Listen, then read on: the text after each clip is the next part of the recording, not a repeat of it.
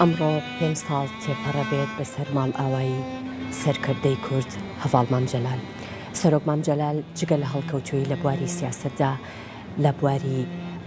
ئەدەب و فەرهەنگیشدا خاوەن ئەزموون و پاشخانێکی گەورە بوو.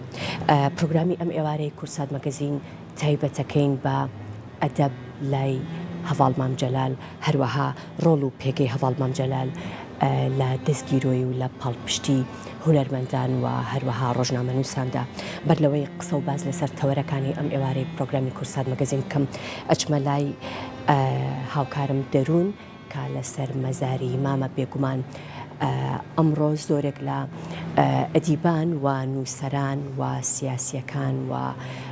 هونەرمەندان و هەروەها ڕۆژنامەنووسان و میدیاکاران سەردانی مەزاری مامیان کردووە. هاوکارم دەروون ئێستا لەوەیە قسە و باز لەسەر پرۆژەیەکە کات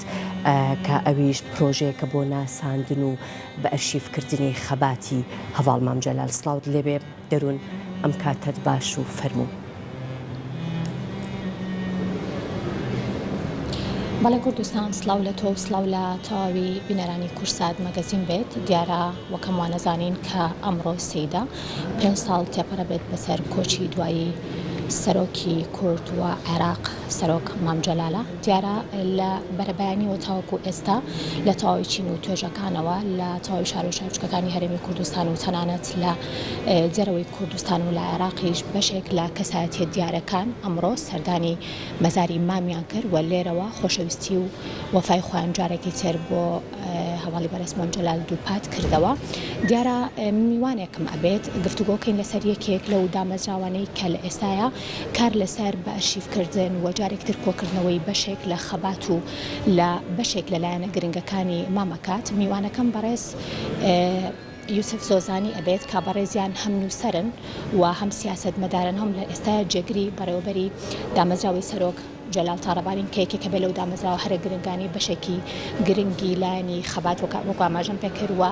ژیانی هەڤاڵی بەرز مامجەلال ئەبێت و لەنێو ئەم بڵین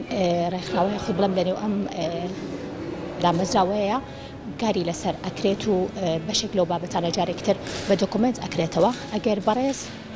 یوسف زۆزانی بێتە لای من، کاک یوسف ئەگەر فەرموویتە لای من، سڵاوت لێ بێم، کاتت باش بێ. ئەم کاتە بەڵام باش سپاس دەکەم بژێت. زۆر سپاس بۆ بەڕێزێ. پامی تۆ چییە ئەمڕۆ؟ وەڵا بۆ ئەمڕۆ دیارە ئینسان چی بڵێ زۆر کەمە، چونکە زۆر جار بۆ خەڵکی گەورە وەکو مامجەلال کۆنیش وتراوە، نەئەتوانی بە وتارێک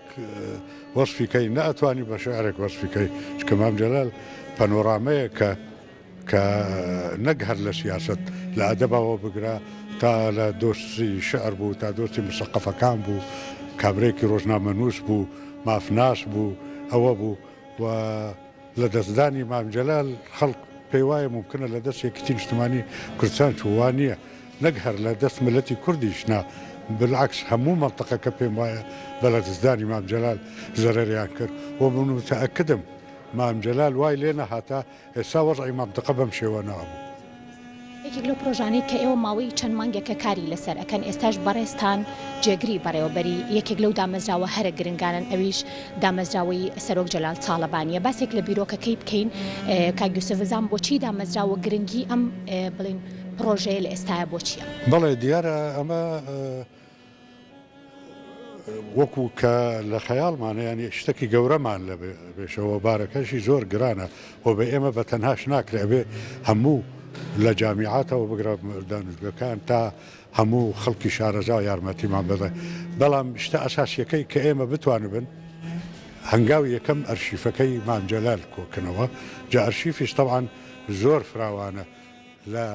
نامەنووسینەوە بگرە تا مەقالەت نووسین، تا کتێبەکانی کە هەیە، تا ئەو مەسەن چاوپێکەوتنەکانی کە لەگەڵ مام کراوە، ئەویش چەند بەشێکە مەسەن ڕۆژنامە نووسی هەیە، بە ڤیددیۆ هەیە، بە تەلڤیزیۆن هەیە، چاوپێکەوتنی لەگەڵ سەرۆکەکانی کۆماری دەوڵەتانی تر، ئەو فترەی لە معارزە بووە، چ دوایی کە بوو بە سەر و کۆمار ئی کۆنیش ئی زمانی حتا لە زمانی تەڵەبایەتی خۆیش زۆر شتێک کە مامجەلال لە ناو حرەکەی خوێندکارانی هەم ئی کوردستان هەم ئی عێراق ئەنسانێکی دیار بوو. یعنی تەنانەت ئەو کۆنگرەی کە لە چل و حەوت بوو لە بەغدا کرا لە باب السیباع کە لەوێش لەگەڵ جەواهری بوو بە ئاشنا و یەکترا ناسی مامجال لەوێ ئەندام بوو لە یەکتی قوتابیانی کوردستانی هەر سکرتێریان بوو ئەوانە هەموو ئەبێ وردە وردە کۆ بکرێ و مەبەست کۆکردنەکەی بە تەنها نییە ئەبێ تەصنیف بکرێ بۆ خەڵک بتوانێت بە ئیستیفادەی لێ بکە ئەوە هەوڵەکان ئێستا گەیشتونەتە کوێ هەوڵەکان گەیشتونەتە کوێکە وەڵاهی هەوڵەکان ئێستا ئێمە کەوتونە سەر سکەر ئەوەلەن چونکە پێویستی بە مجموعی شتی قانونی هەبوو ئەبا بوو ئیجازەی لە عێراق وەرگن ئیجازە لە حکوومەتی ئێرە وەرگرن ئەبا بوو مەقەڕ وشت پیاکەن ئێستا خەریکی مەسەلەی میزانیە و ئەوە بزانن ئەوە کە خۆ دەزانی هەموو ڕێکخراوێک تا میزانی و شتەکەی نەبە ناتوانێت هەنگاوی تر بنێ مەقەڕیشمان گرتووە هێشتا مەقەڕەکەمان تەواو نەکردووە بەڵام ڕۆژ بە ڕۆژ هەنگاوانێن ینی بێگومان دامەزراوەکە هەوڵایەت بۆ ئەوەی کە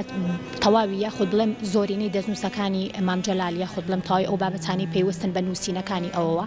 لە هەر شوێنێکی دنیا بێت ئێوە هەوڵی بۆ ئەوێن بۆ ئەوەی کە جارێکتر بیگەڕێنەوە بۆ شاری سلێمانی و بۆ نێو دامەزراوە بەڵێ تەنانەت مەسەڵ من پێش هەر لە بدایەتەوە اتصالم کرد بە مجموعی ڕۆژنامەنووسی تورک و ئەوانە کە وەخت خۆی کە ئێمە لە شاخ بوون هاتن مقابلەی مام جەلالیان کردو لایەنە ئەوان وتیان ئێمە حاضرن یەکێکی ڕۆژنامەنووسێکی تورکی شەیە ئەوی کە کتابەکەی شەمەندەفەری ڕۆژهەڵاتی نووسی بوو جەنکیس ئەویش لە یەک لەوانەیە کە ممکن هەر لە هەیئەی مستەشارین کە داماناوەتیابێ ینی ئێمە مەسەن بۆ نسبەت ئێمە نەک هەر ئێرە دیارە زۆر مهمە ئێرە عێراقەوە سووریەیە بەیروتە مصرە حرەکەی فەڵەستینیە چکە مامجال ماوەیەکی زۆر ئەوانیش ئەوە بوون و دۆستەکانی مام جەلالیشە اینجا چ لە ڕۆژنامەنووس بە چ لەوانەی کە مەسەلەن وەلەو قسمێکیان نەماون بەڵام ئەوانەی ماون ئێمە اتصالیان پێ بکەن اینجا هەنە ئەوروپینە هەنە عەرەبن هەنە کوردن پێم خۆشە بزانم دەستەکە لە کێ پێکاتوە و کەسانی کە ئێوە ئەو ئەرکە قورسەتان خستۆتە سەرشانی خۆتان کێن ئێمە بدایەت هەیئەی تاسیسی دیارە هەیئەی تاسیسی ناتوانێت هەموو ئیشەکان بکە ئەو وەکو سمبلێکە ئێمە حەوت کەسن هەیئەی تاسیسیەکە دوای هەیئەی تاسیسی کارژێریمان هەیە ئەوانەی کە ببن بەشەن هەر یەک مەسئولی شتێکێک مەسئولی ئەلام بە یەکێک مەسئولی مالیە بە یەکێک مەسئولی ئەرشیف بە ئەوانە هەیئەی استشاریشمان هەیە هەیئەی استشاریش کراوەیە ئێمە هەچی ئەوانەی صاحب ئەزمون بن لە جامیعاتەوە بنیان لەوانەیە کە مەسەن وەکو بنکەی ژین ئەوانە ئێمە هەوڵەیەن استیفادە لەوە بکەن کە یارمەتیمان بدەن ڕێنماییمان کرد کە ئێمە چی بکەن و چی نەکەن ئەو خەڵکانەیشی لەو واتە مەسەن کوڕێک هەیە لە بەغدا مەسەلەن مەسئولی ئەرشیفی عێراقا وەختی خۆی لەگەڵ ئێمە پێشمەرگە بوو اتصالمان پێکردەوەیش وتی بۆ مام جەلال چی بە من حازرم ئەو زۆر اختصاصی لە ئەرشیفە یعنی دەستمان پێ کردووە ئەمێنە لێرە شتێک لەوێ شتێک دوای وەکو چۆن دڵۆپە دوایی ئەوە بە چۆمێکیانەوە دەستمان پێکردوەوە ئێوە وەکو کۆمەڵێک لە نووسەرانی هەرە دیاری کوردن و کۆمەڵێک لە خەمخۆرانی ئەو بابەتەن تا چەند هەوڵەکانی خۆتان و پەیوەندیەکانی خۆتان بۆ ئەم بابەتەش بەکارهێن بۆی کە بتوانن بەشێک لە ئەو دەستنووسانەیە خود هەر بابەتێک پەیوەندی بە مام جەلالەوە هەیە بتوان کۆی بکەنەوە بەڵێ ئەوە چەند لاینێکی هەیە یەکەم خەڵک هەر کەوتت مام جەلال ئەو ئەڵێ من حازرم ئەوە یەکەم ئەوەکەی ینی وەکو بڵێم پیاوەتی ئێمە ئیتیانە ئەوە خۆشەویستی مام جەلالە ئەوی دووەم ئێمە تەشجیعی خەڵکەکەن هەچی شتی کە هەیەە مەسەن فەرزن ئێمە لە ئەرشیف ڕسمیش داێنن بە ناوی ئەوان داێنن ئێمە بەتەمان لە مستەقبەلەوە بکەن هەر لێرە مەتحەفێک بکەن کە شتەکانی مام جەلال هەموو تیابن هەچی بۆمان دێ بە ناوی ئەو کەسە لەوێداین ئەڵێن ئەمە فلان کەس هێنایەتی ئەوەش تەشجیعێکە بۆ ئەو کەسانە ینی ڕەسم بە کتێب بە نامە بە بیرەوەرێکی لەگەڵ مام جەلال بەوە بە ناوی ئەو داێنن دامەزراوەکە تەنها تایبەت نییە بە دەستنووس و بابەتە نووسراوەکان بۆ مام جەلال بەڵکو وێنە و تەواوی بابەتە چونکە ئەزانی مەسەلەی ئەرشیف دوو بابەتە یەک بۆ خەڵکی مسەقف و ئەوانەی کە بە تەمای دێراساتنەوە نووسین و کتێب و مەقالات و ئەوانە مهمە بۆ خەڵکە عامەکە ڕسم زۆر مهمە لەبەرەوە ئێمە پێم هەچی ڕسمی هەیە مامجان ڕسمی زۆرە لەگەڵ پێشمەرگە لەگەڵ مناڵ لەگەڵ ژنان لەگەڵ پێشمەرگەی ژن لەگەڵ ئەوانە هەموو لە قاعەیەک تەرتیب بکرێ و دابڕێ ئەوەش تەشجیع بۆ خەڵک کە بێن سەیرکە مەسەن ئەمەڵێ ئەوە مامجەلال و کوڕەکەم کە شەهید بوو ئەوە مامجەلال و من کە لە ساڵی فلان جێگە لە فلانجێ یعنی هەموو ئەبە بە بیوەریەکی گەورە اینجا ئەوە هیوادارم لە مستەقبل بتوانن بن ئەوانە جێبەجێ بکەن. کاک یوسف ئەوەی کە ئەپرسن بگومان بنکەی سەرەکی لە شاری سلێمانی ئەبێت بەڵام پێم خۆشە بزانم کە لە شار و شارۆچکەکانی تری کوردستانیا خود لە عێراق یا خود لە ڕۆژهەڵاتی ناوەڕاست یاخودێک بڵم لە دەریشە وڵاتانی دەرەوە ئایا بنکەی لەم شێوەیە بۆ یەکێک لە کەڵە پیاوانی سیاست و یاساوە نووسەر و یەکێک لەو کەساتیانی کە هەرگیز لە مێژە دووبارە نابێتەوە جارێک ترکەویش مامجەلالە ئەم بنکانە ئەچێتە دەرەوەی کوردستان؟ بەڵێ ما دیارە هەر لە ئەوەی ناوخۆی نووسیمانە ئەڵێن مەرکەزە ڕئیسەکەی ئێرە سلێمانیە بەڵام لە هەموو شاری عێراق و کوردستان و دەرەوەی عێراقیش بە ئەوروپا و بە وڵاتی عەرەبی ئێمە ئەتوانن فڕۆ بکەن. ئەنجا وەکو وتم ئەوە لەسەر پێشکەوتنی خۆمان و ئەمکانیاتی خۆمانی شەمێنە چکە ئێمە لە فکرمانە ئێمە وا بکەن ئەگەر ئیمکانیاتمان هەبوو وا بکەن ساڵانە من حەبین بە تەڵەبە بۆ دکتۆرا و ماجستێر و ئەوانش کە لەسەر مامجەلال بکەن ممکنە ئێمە لە بەعزە وڵاتی دنیا مرکزی مامجەلال داین وەکو چۆن مرکزی سەقافی ئەمریکی مرکزی سەقافلان ئەوانە هەموو لە مستەقبل هەوڵەیەن ئەگەر پێمان کرا دیارە لە ژڕبەی شارەکانەوەی. کاک یوسف ئەمە بزانم ئەم بڵین شوێنە خۆ بڵم ئەم شوێنە تایبەتە کە بێگومان دامەزراوەیەکی گرنگ ئەبێت ئایا لە ئەو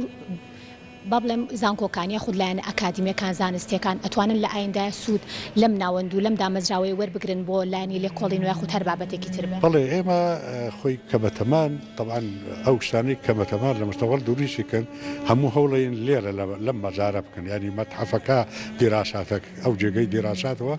حوڵەیەن بنایە ینی تا ئێستا لە فکرەمانە و دوایی مهندس وشت بانگەکەن چکە لەم ناوە ئەرزەکی زۆر هەیە کە عایدی خۆمانەوە کوێکی تیشتمانی هەوڵین هەموو شتەکان لێرە بە هەوڵەیەن جێگەیە کە بە بۆ دیراساتیش ینی ئەوانەی کە تەڵەبەن ئەوانەی خەریکی ماجستێرنەوە خەڵ و وایان لێ بکەن کە ئێستا تەکنۆلۆژی زۆر پێشکەوتووە وایان لێ بکەن کە ئەو چیویست بە ئاسانی بتوانە بە دەری بێنە و دەرسیکەوە ئەوەی بکە ئەویش خەڵکی اختصاسی ئەوەی کە بۆ من تەرتیب بکەن و ئەوە بکەن اینجا چ ڤیدیۆ بە چ فلم بە چ کتێب بە چ مەسەڵەن شتی دەستنووس بە ئەوانە یعنی لە مستەقبل وا ئەکەن کە ئەمە مرکزێکی سەقافی زۆر گەورە بە ئەگەر پێومان کرا چکە مامجار مستحقی زۆر لەوە گەورەترە. بەگە شتێکە ما بە لە کۆتاییە سوپاس دەکەم. سپاس هەر سپاسی ئێواکەم و هەر خەڵا هیوادارن ئێمە بتوان بن ئەوی کە لە فکرمانە کە من پێم وایە زۆر بچووکە بە نسبەت گەورەی مامجەلال. سپاس بۆ بەڕێز یوسف سۆزانی هەم نووسەر و هەم سیاست و هەم جێگری بەڕێوەبەری دامەزراوەی سەرۆک جەلال تاڵەبانی. حەفیزتا بێ. دووبارە سپاس بۆ تۆ. بەڵێ کوردستان ئەوە بەشێک بوو لە زانیاریەکان تایبەت بەو دامەزراوەی کە لە ئایندەیەکی نزیکە بەشێک لە ئەرشیف و تاوی دەستنووس و وێنە وەکو کاگوێت و ئاماژەی پێکردن بەم لایەنانە کۆکرێت و لە دامەزراوەیەکی تایبەتی لەژێر ناونیشانی دامەزراوەی جەلال تاڵەبانی سەرۆک جەلال تاڵەبانیە بێگومان ئەکرێتەوە ئەگەرم وەلای تۆ بۆ ستۆدیۆ فەرموو. دەستەکان خۆش بێ دەروون زۆر سپاس بۆ تۆ.